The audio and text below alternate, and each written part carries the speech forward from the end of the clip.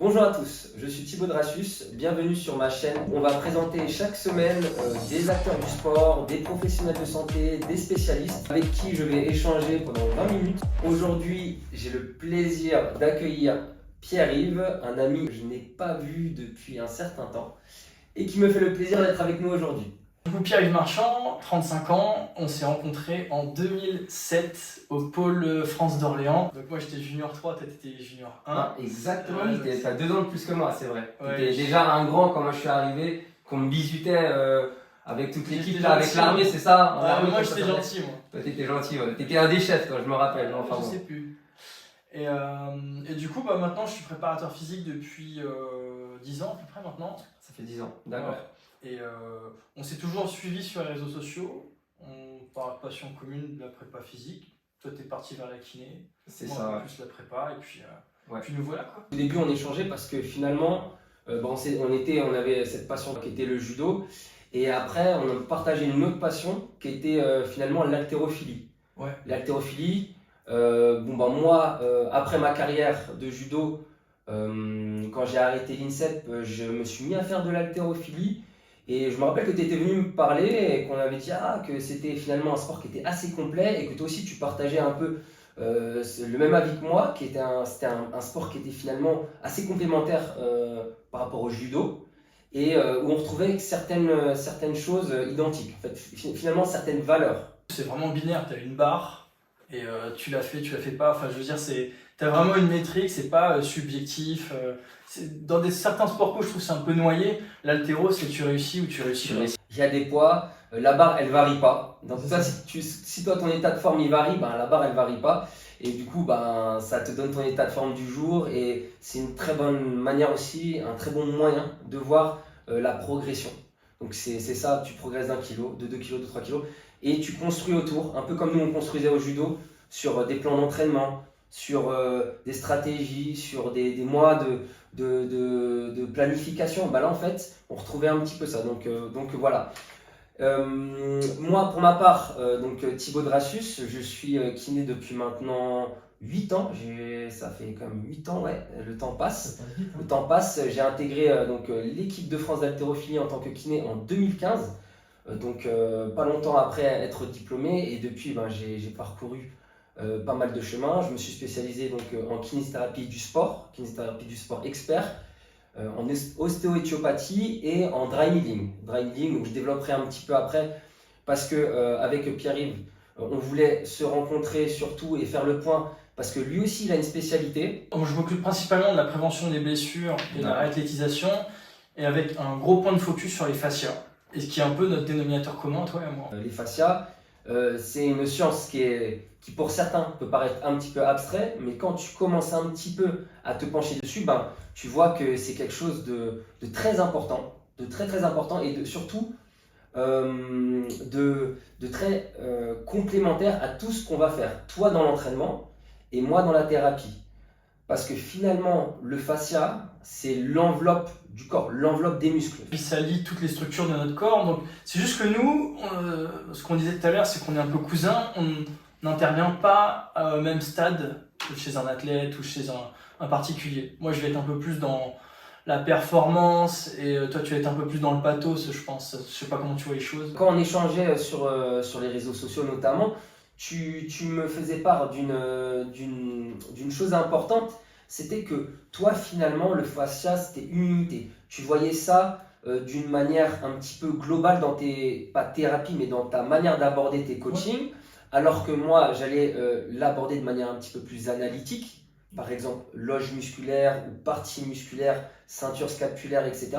Toi, c'était plus, tu agissais sur une partie du corps et c'était par chaîne. Tu résumes bien la chose. En fait, le truc, c'est que je pense qu'à un moment donné, un entraîneur doit rester un entraîneur et je peux pas faire ton travail. Donc à un moment donné, moi, si je veux amener quelque chose aux athlètes avec qui je travaille, je suis obligé de leur amener quelque chose que je sais faire. Si je sais pas faire, je délègue, j'envoie un kiné, un ostéo, pour la bonne prise en charge. Donc moi, effectivement, je vais peut-être un peu moins être dans les loges, certains conflits articulaires. Je vais plus être dans l'exploitation de telle ou telle chaîne. J'aimerais qu'on puisse développer un petit peu sur un terme qui est pour moi très important quand on parle de fascia, c'est le mot tenségrité. Ouais. Donc tenségrité. Est-ce que tu peux m'en dire un petit peu plus sur ça? La tenségrité, c'est tout simplement la tension de l'intégrité générale du corps.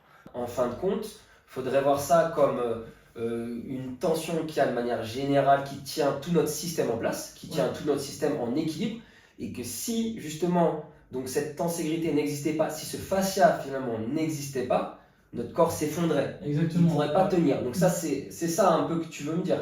Ouais, Tu veux exactement. m'expliquer? Ok. Et en fin de compte, dans ce terme de fascia, il y a c'est constitué de quoi ce fascia? Pour que les gens qui regardent cette vidéo puissent vraiment se faire une image du fascia qui est, voilà, qui est représentative. Le plus simple pour que les gens visualisent bien la chose, il faudrait résumer en un mot qui serait la protéine la plus abondante dans le corps humain et dans le fascia, ça serait le collagène. Ça serait un tissu de collagène, une enveloppe de collagène qui est sur tout le corps. Maintenant, évidemment, c'est plus compliqué. Le fascia, c'est une structure et c'est un fluide. Donc quand on va dans les systèmes, dans la philosophie, la dimension plus fluidique, on va tomber sur des sucres et des protéines qui sont vraiment tout petits mais très connus quand même, parce que l'acide hyaluronique, ça en fait partie. D'accord. La glucosamine chondroïtine, ça en fait partie. Mais c'est une des parties des molécules du fascia. Maintenant, le fascia, c'est tellement large que moi, je prends un point de vue pour les athlètes de le prendre de manière très générale. Ce qui m'intéresse, c'est que tu me dises, toi, en tant qu'entraîneur, que coach, un exemple un peu concret de ton association de l'entraînement et du fascia. Voilà. À quel moment tu viendrais, c'est aussi pour les coachs sportifs qui nous regarderaient, voilà, qui aimeraient bien peut-être donner cette notion à leurs athlètes, à quel moment, par exemple, tu vas faire travailler le fascia dans une séance, et qu'est-ce que ça va apporter finalement à ta séance? En lame de fond, je dirais tout le temps. Maintenant, il n'y a pas la même façon dont on va le travailler. En début de séance, ce qui va être intéressant, c'est si je veux travailler, on imagine un exercice de force, il faut que mes articulations elles soient libres. Donc là, je vais plutôt travailler sur de la proprioception, des étirements pour avoir la bonne tension mécanique. Maintenant, si je suis purement dans la performance, à ce moment-là, ça va clairement être de la pliométrie. Quelque chose qui m'avait vraiment intéressé, et c'est quelque chose que moi, je ne donnais pas forcément à mes patients ou aux athlètes avec lesquels je travaille, c'est que tu travaillais en fait avec des élastiques en échauffement. Ouais. Tu faisais en fait rebondir par exemple un ischio sur un élastique que tu tendais pour échauffer. Alors pour échauffer, je ne sais pas si c'est le bon mot, mais toi en fait c'était une manière de préparer la composante quoi, élastique, pliométrique de la fibre. C'est ça. Ça serait aussi faire sauter certains réflexes inhibiteurs au niveau local sur le muscle. On va prendre quelqu'un qui a souvent des tendinites au genou. Faire ce travail-là, ça va permettre de rassurer localement les organes tendineux de Golgi. Et derrière, ça va rassurer un peu le fuseau, ce qui fait que derrière, ça va rendre une cuisse plus disponible. Donc en fait, ça fait un peu comme une pliométrie douce et analytique. Donc ça, j'utilise pas mal en échauffement. Mais du coup, là, on parlait de ma pratique, mais toi, ta pratique, parce que finalement, toi aussi, tu utilises le fascia, mais toi, tu fais du dry needling. Dry needling, ouais. Okay. Voilà, est-ce que tu peux expliquer le principe? Dry needling, donc c'est la définition, c'est aiguille sèche en anglais. Le dry needling, pour faire simple, on va venir traiter les trigger points. Les trigger points, c'est des points gâchettes qui se forment dans le muscle quand il y a eu un stress qui a été appliqué à notre corps. Un stress, c'est un stress mécanique, ça peut être un choc, ça peut être une pression excessive, ça peut être une position inconfortable. Tout ça, ça va créer en fait des petits interrupteurs qu'on appelle trigger points. C'est un terme qui est assez connu dans le sport ou dans le côté médical. Et en fait, pour rentrer un tout petit peu plus en détail, c'est une zone hypoxique où il n'y a plus d'oxygène en fait, c'est millimétré, c'est tout petit, et ça crée une fibre qui est douloureuse. Donc ça rend le muscle douloureux localement, mais aussi à distance, d'accord? Par exemple, l'infraépineux, qui est un muscle qui fait la rotation externe du bras, va donner des douleurs référées antérieures à l'épaule, dans le bras et dans le poignet. Ce qui veut dire que on peut moins l'utiliser. Et ça va créer, donc les trigger points, créer des douleurs, des pertes de force, etc. Avec l'aiguille, ce qu'on vient faire, on vient chercher le trigger point dans le muscle et on veut le faire exploser. En fait, on veut activer l'interrupteur. Ça crée une réponse contractile et ça relâche le muscle. D'accord? La relation qu'il y a avec le fascia, c'est que quand je mets l'aiguille dans le muscle, autour de l'aiguille, le fascia va venir s'enrouler et donc on va des fois un petit peu tourner l'aiguille, etc. Et quand je retire, ça relâche le fascia et le muscle parce que le fascia est relié au muscle. Ils ont tous les deux des récepteurs de la douleur. et on peut pas les dissocier en fait. Mais du coup, je vois un peu plus, c'est comme tu as dit, c'est de l'acupuncture. Mais des points trigger, parce que l'acupuncture, plus fonctionnel en fait. Voilà, Moins l'acupuncture, médecine chinoise. c'est médecine chinoise, Ouais. c'est traitement des méridiens. Là, avec le Dramidine, on traite le muscle Ouais. et le trigger point en profondeur. Ok, plus clair. Du coup, ce que je te propose, j'ai préparé des questions, chacun son tour. On tire ça, c'est la question que je vais te poser, tu vois. C'est bien foutu, hein, c'est dans un crâne, on se parle de Indiana Jones. Alors, hop. Alors, mon cher Thibaut.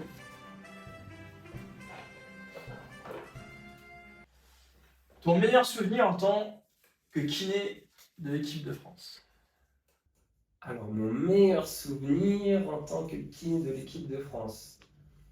Eh ben, je crois que c'était il n'y a pas si longtemps que ça, à Bogota, quand Romain Imanuchen a fait champion du monde à l'épaule jetée. Ok. Et ça m'avait fait beaucoup d'émotions parce que on sortait d'une prépa qui était compliquée, Ok. où j'avais été au cœur de la prépa depuis le début et on s'en sortait pas. Et en un mois et demi, on a dû faire un gros travail et au final, médaille d'or, champion du monde à l'épaulé. Pour moi, c'était incroyable. Quel est l'athlète au niveau du mental qui t'a le plus marqué? Alors, pour moi, ça serait un athlète avec qui j'ai travaillé, ça serait Charles Milesi. Ouais, le pilote automobile qui a fait champion du monde en LMP2 en 2021. Et pour avoir, pareil, en fait, j'étais au cœur de sa prépa. Parce que c'est un des athlètes, c'est l'athlète que j'ai le plus suivi en fait, à temps plein de 2018 à 2021. Et tant sur. Parce qu'en fait, on se rend pas compte du stress mental que ça peut générer le sport auto, tant au niveau de l'organisation, de la logistique, de l'effort. Et il m'a surpris plusieurs fois sur des tests physiques, sur lesquels en fait, pourtant j'étais avec des judokas, donc des sacrés marmules. C'est clair. Et lui, il m'a vraiment scotché. Alors, la personnalité la plus inspirante pour toi, de manière générale? Jean-Claude Van Damme. Ah ouais? C'est vrai? Ok. Jean-Claude Van Damme parce qu'il a eu une grosse carrière. Ouais. Et puis qu'il s'en fout du regard des autres. Puis qu'il est un peu aware. Ouais. Et il est sympathique. C'est peut-être pas celui qui m'a le plus inspiré, mais c'était le plus sympathique et j'aimais bien ses films quand j'étais petit. Ok, Voilà. c'est cool. La personnalité la plus inspirante pour toi dans l'entraînement? Celle qui m'a le plus inspiré, personnellement, pour moi, c'est Paul Gagné. C'est un préparateur physique canadien. Et à un moment donné, j'étais un peu démotivé dans mon parcours de préparateur physique. Et c'est clairement lui, c'est une de ses conférences qui a fait que je me suis d'abord intéressé à la posture. La posture, j'ai tiré un fil, ça m'a donné les fascias. Et en fait, et à la base de ça, c'est Paul Gagné, donc, qui a été préparateur physique de Donovan Bailey en athlétisme, qui a fait champion olympique du 100 mètres. Il était préparateur physique de. Ça commence à. Je sais pas si ça te parle, mais deux sœurs qui ont fait 1 et 2 au JO de Salt Lake City, je crois. Sochi. Je vois pas, mais Sochi. Enfin, il a je sais pas combien il y a beaucoup de sportifs qu'on a vus qui étaient de près ou de loin influencés par lui. Genre Usain Bolt. Il était plus ou moins là dans le staff, je crois, pour mettre les programmes d'entraînement au niveau national, au niveau de la Jamaïque. Donc, super gars. J'ai la chance de discuter un peu avec lui de temps en temps. Vas-y, tiens à toi là.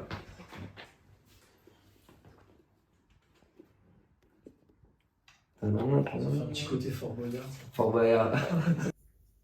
Ton meilleur souvenir sportif? Mon meilleur souvenir. Ah bah si, c'est facile. C'est la montée en première division. Donc c'était en 2008 aux Îles-de-France. Donc sur le podium, il y avait Antoine Janin, Daniel Béliard et je sais plus qui. Mais genre il y avait 4 titres de champion Ah bah français. ouais, tout ce déjà, ce que tu m'as dit, c'est... C'est costaud. Ton mouvement préféré au judo et à l'haltéro? Bon, à l'haltéro, t'as 2 choix. Au judo, un peu plus. Altéro, je dirais épaulé jeté, c'est moins prise de tête. Ah d'accord, ok. Judo, je suis à l'ancienne, donc moi je dirais un beau kataguruma. Kataguruma, qu'on avait le droit de le faire. Ouais, c'est fini ce temps-là. Alors avec parce que maintenant il y avait des dérives, Oui. des coudes ou quoi. Enfin moi, ça fait un bail que j'ai arrêté le judo, mais Ouais, c'est quoi les règles déjà? je sais même plus c'est quoi les règles. Mais en tout cas, Kataguruma, c'est la base. Ouais, j'aimais bien. Ah, je suis bien content. L'athlète le plus impressionnant en haltérophilie? Certains vont dire que je suis influencé par ma réponse, mais franchement, Redon Manouchi. Ok. Parce que le record de France à 175 à l'arraché, bah, franchement, chapeau. Et on l'appelle Magic Snatch. C'est pas pour rien. Et franchement, euh, il m'a toujours impressionné, toujours aidé. Il y a un truc que je dis souvent, c'est j'étais là sur la préparation. J'étais kiné en 2017 quand il a fait les championnats d'Europe à Split. Et je crois que sur la préparation, il a dû faire tomber une barre ou deux à l'arraché. Et c'était sur une montée à 167, je crois. Je me rappelle même quand c'était. Et franchement, autant de régularité sur le mouvement d'arraché qu'il y a un mouvement de précision, bah, franchement, c'est ce qui m'a le plus impressionné sur ça. Ouais, ouais. Voilà. Pour finir, c'est pas cool. T'as une grosse frustration en tant qu'athlète. Alors, comme ça tout de suite maintenant, j'aurais envie de dire la finale des championnats de France cadet Ah ouais. 2 que je perds à 20 secondes de la fin alors que je menais Wazari. Ah ouais, Un non. titre de champion de France comme ça. Mais en réalité, quand même une grosse frustration. La demi-finale des championnats du monde junior quand je perds contre l'Ukrainien en demi-finale en 2009. Alors que franchement, j'étais très très chaud à cette époque-là, sur cette compète. J'aurais pu accéder à une finale mondiale. Bon, je fais troisième derrière. Je gagne la place de 3 derrière, mais je passe à côté de la finale et une finale sur un championnat du monde junior. C'était une frustration quand même. J'ai souvent repensé, mais bon, c'est comme ça. Ok. Mais bon, voilà. Bon, ça fait un beau parcours quand même. C'est la fin de cette session, de cette première session que j'ai partagée avec toi, Pierre-Yves. Je suis vraiment très content. Merci de m'avoir invité. Tout le plaisir est pour moi. J'espère que ça vous a plu. C'est la première, ce ne sera pas la dernière. Je vais essayer d'inviter un maximum de professionnels de santé et de spécialistes. Et franchement, l'idée c'est qu'on en apprenne tous les jours, qu'on progresse ensemble. Et ça jusqu'au jeu.